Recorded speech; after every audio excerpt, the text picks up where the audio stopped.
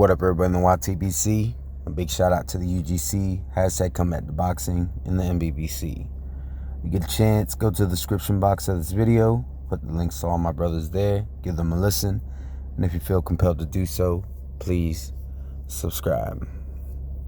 I just want to give you all a little update, because last time I made a video, I said that I'll go back to editing soon. That definitely was my intent. But on New Year's Eve, I actually got sick. Now, I didn't just get any regular old sickness. The sickness that I got took my voice away, basically. In fact, yesterday was the first day that I was not remotely hoarse. However, if I strained my voice, if I were to yell, or let's say try to sing and hit certain notes, my voice goes out. So for that reason, I haven't been uploading any videos. And being that I just got my voice back and I can't do certain things with my voice, which a lot of times is what I need in order to do the creative things that I do in my edited videos. I'm gonna continue not making edited videos for the time being. As soon as I feel comfortable that I can yell and scream without losing my voice, then I will go back to editing. So I do apologize. I don't like making empty promises, but this is just one that I'm going to have to kind of go back on. But as soon as my voice is where I need it to be, I will go back to my edited videos. All right, I'll stop with these Zone 6 style videos.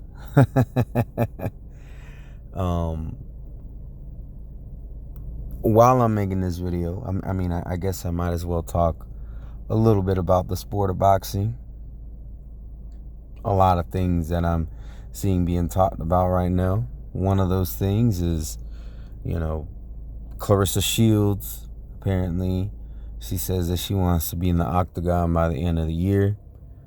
I think that's a foolish endeavor. I understand. Well, actually, let me take that back. From a legacy standpoint, I think it's a foolish endeavor. Her lane is in women's boxing. And I think she, with her limited amount of fights that she's had in the sport, she's built a very strong case for herself. I think she should go and continue to do what she's doing in the sport of boxing. Now, me personally, I'm not really into women's boxing. It's not that I don't respect them. It's not that I hate them. And it's just not something that interests me. I try watching it. And I think it's two things for me. Now, this is just my personal perspective. I'm just not a big fan of watching women fight. Now, I have watched some women's boxing. I'm not 100% against it. I'm not saying they have no business in the ring at all. I'm saying it's just simply not for me. But if I'm watching a boxing card and there's a women's match on it, I will watch it. If it is a all women's boxing card, I'm going to be honest, I'm not going to watch it. The other thing that kind of ruins it for me is the fact that it's 2-minute rounds as opposed to 3-minute rounds. It just feels like the getting is good just as it's getting started. So that's another thing. If they were to switch it to 3 rounds, I think I would be a little bit more likely to watch it. I'm not making no guarantees, but I'm just not into women's boxing. However, I do respect them. I do think that they need to continue boxing if that is something that they truly want to do. If you're a woman who likes to fight, I think you should pursue it. That's the way that I feel. You have my support in that regard. But as far as my support, watching you on a fight-to-fight basis, I'll be honest, it's probably not gonna happen. But like I said, if it's on a card, like let's say the next AJ card, they have a women's match on it, I'll watch it. I'll watch it in that regard. But back to Clarissa Shields, I just think that she needs to just stick to what she's doing from a legacy standpoint. I don't think she has a whole lot to gain going to the UFC or into MMA. In that regard, it is a completely different sport. I don't see things going very well for her if she were to go into MMA. So, I mean, a lot of these women are women who've been training for MMA for decades. So, yeah, I think it's not a very smart idea. Now, if she doesn't really give a damn about legacy and all she cares about is money, women MMA fighters do make more money than women boxers. It's just a fact. So it really depends on what she deems important. If she deems, her legacy important, then I think she'll stay out of the octagon. If she deems her bank account important, then maybe she would want to consider taking the MMA fight. But there's just a lot of risks involved in that. This goes back to the legacy thing. There's not really a whole lot of deaths that happen in MMA. But what does happen a lot is a lot of broken bones. Some of those submission moves are designed to break arms and legs. In which, if that were to happen to her, she's going to be out of commission in her boxing career for a while. So, but that's my thoughts on Clarissa Shields. Next thing I want to talk about real quick. I'm seeing a lot of talk about Deontay Wilder getting knocked down by Vlad in sparring. I'm not really sure how long ago it was, but my understanding is it wasn't anytime recent. There's a couple takeaways from this, because apparently there's some people who want to not believe it. Well, there's boxers who are coming out and saying that it did happen. And, it doesn't surprise me if he was knocked down by Vladimir Klitschko. But see, a lot of his extreme fanboys, y'all are missing the big point. Because they want to believe so bad that this man is indestructible. Okay? The man was knocked out in his amateur career. The man was knocked down in sparring. And the man was knocked down in his professional career. Now, that one in the professional career is probably the one that y'all need to be most worried about. Because he was knocked down by a nobody. Okay? Trying to cover up that he was knocked down by Klitschko when he was still kind of green. Y'all want to cover that shit up? No, you need to cover up the knockdown of the bum. That's what you need to be worried about.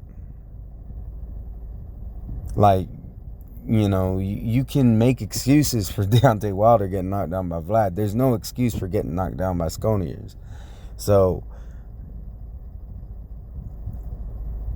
and the reality is this: a lot of these so-called Wilder fans don't even know that he was knocked down by Sconiers. So they're so shocked when they hear that he was knocked down by Vladimir Klitschko, because they want to think he's indestructible. They don't want to believe it. Well, you can believe whatever the fuck you want to, but facts are facts. The man was knocked down. And even if he wasn't knocked down by Vladimir Klitschko, it still stands on his professional record that a man by the name of Harold Sconiers knocked him down.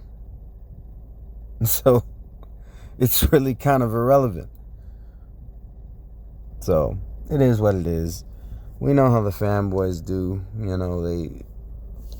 They'll give extra credit where it doesn't need to be given, and they'll refuse credit where it really should be given.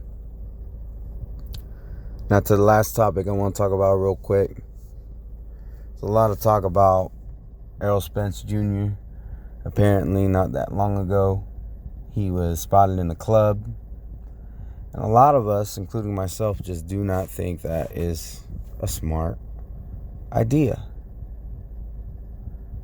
I really don't think that's a good idea for him at this point. First off, the man needs to be spending more time with his family, and he needs to be focused. And more than likely, he needs to be in rehab. More than likely, he needs to be in 2 types of rehabs. One, he needs to make sure that if he's going to come back to the sport we call boxing, that he does it in a healthy manner. I hear people say, oh, he says he's ready. He says he's ready. Don't go by what he says. Okay? Not that long ago, Buddy McGirt, he had a fighter, and I do apologize, I don't remember his name right now.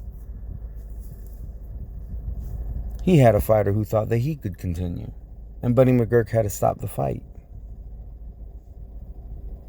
Now that boxer died a couple days later from the injuries he sustained in that boxing match. He said that he was good to go, but was he really? No, he wasn't. Some of these guys are too brave for their own good. So even though the man says he's ready, I think we should take what a doctor has to say over what he feels. A professional physician. Now the next thing is, the reason why it is not smart for the man to go to the club is because he got a DUI. It's because the man does not know how to have fun responsibly. It's not that we're trying to tell a grown man what to do. It's that we're trying to tell him what he should be doing for his own good and for the good of his family. This man has kids. And he didn't just get pulled over while driving drunk. The man flipped his Ferrari. Could have killed himself and, God forbid, killed others. He did that. It's not something that happened to him. He did that. And the cause of the accident can be traced all the way back to a bottle.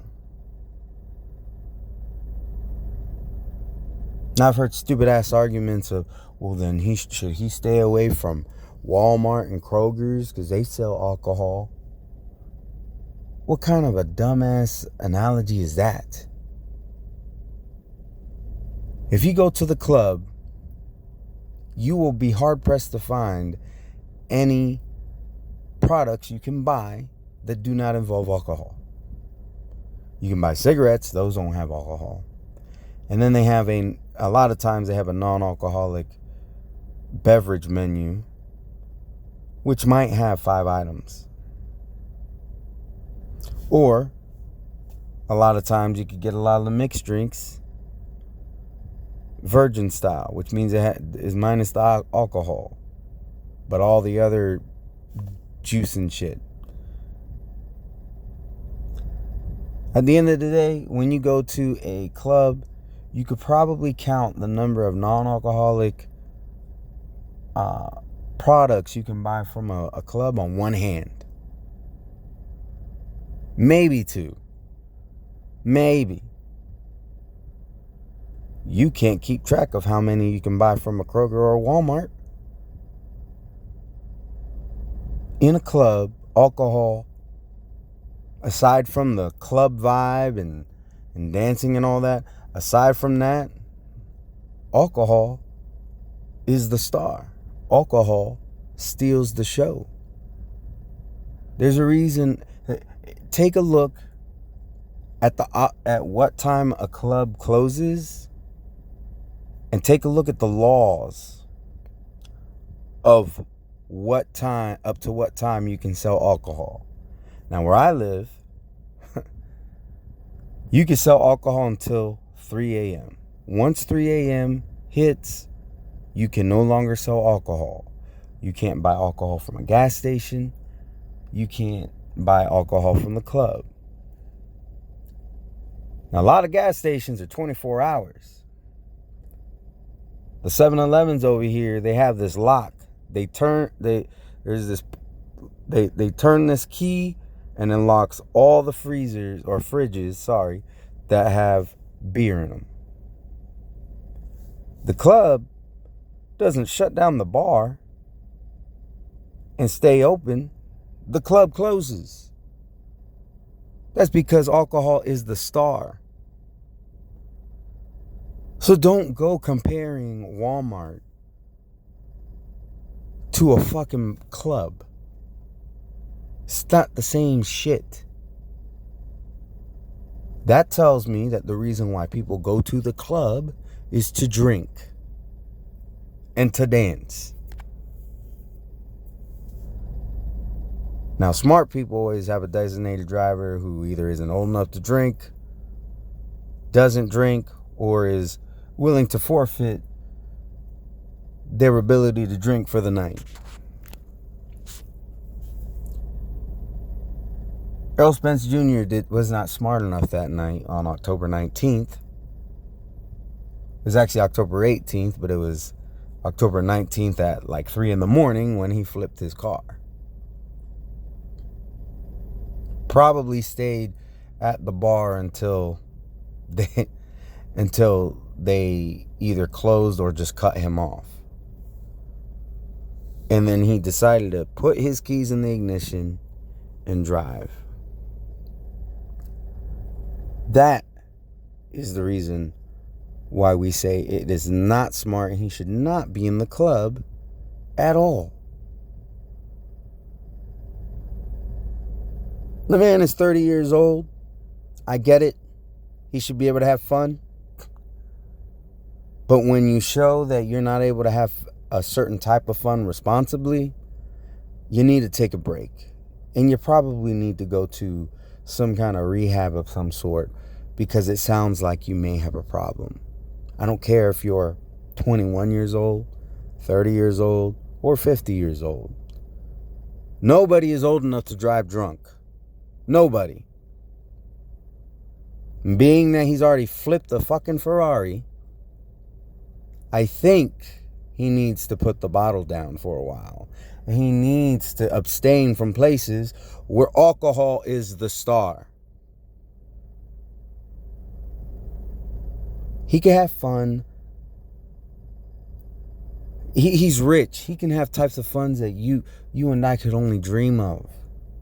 He could take his family to a Caribbean island. He can go on a cruise. There's a lot of shit he could do with his family that would be a fucking awesome time. And none of it involves alcohol.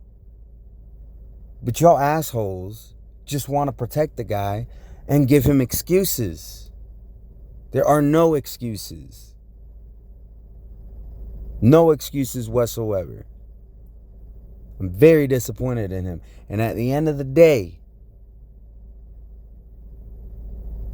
if that man gets into a car crash while he's drunk,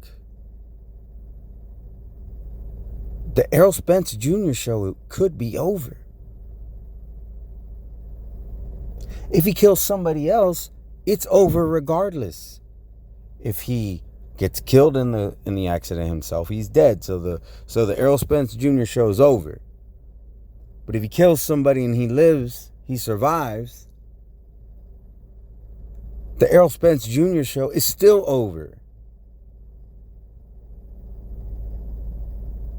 Because they're not going to let him box after that. Those of us who are getting onto his ass for making poor decisions, we actually give a fuck. When we're telling him, no, you don't need to come back this year. You need to take the amount of time that you need to get to 100%. We give a fuck. Your assholes who parade as Errol Spence Jr. fans, but you want him to come back tomorrow when the man just got into an accident in October? We're in January. It hasn't been 6 months yet. But if it was up to some of y'all, he would be boxing next week. I can't say that you guys give a damn about him. When you're saying that he should be able to go and have a good time in a club where alcohol is the star, that shows me that y'all don't give a fuck what happens to him.